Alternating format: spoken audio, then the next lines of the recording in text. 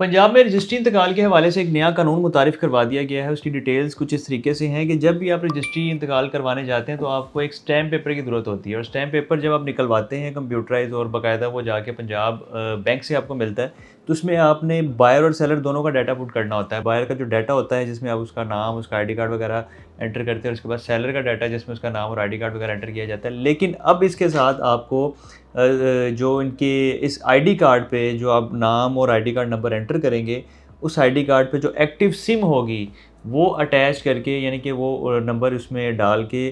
उस पे बाकायदा एक ओटीपी कोड आएगा जिसे वन टाइम पासवर्ड कहते हैं। उस बंदे के नंबर पे जो कि बायर का डाटा होगा और उसके नंबर पे भी जो कि सेलर का डाटा होगा, दोनों को वन बाय वन वो कोड जाएगा, वो कोड बताया जाएगा, वो कोड एंटर होगा सिस्टम में और उसके बाद ये चीज़ें एक्टिव होगी और आपका स्टैम्प पेपर निकलेगा। तो स्टैम्प पेपर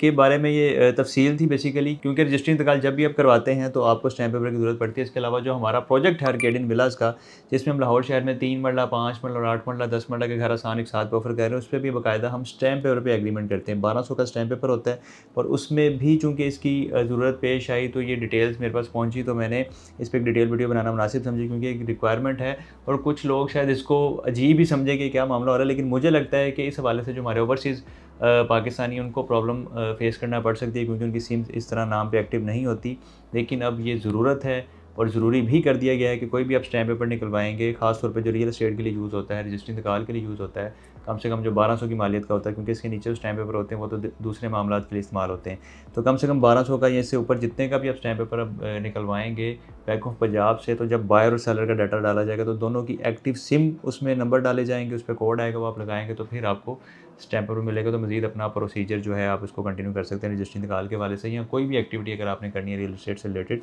तो स्टैम्प आपका तभी निकलेगा जब आप उनको नंबर्स देंगे।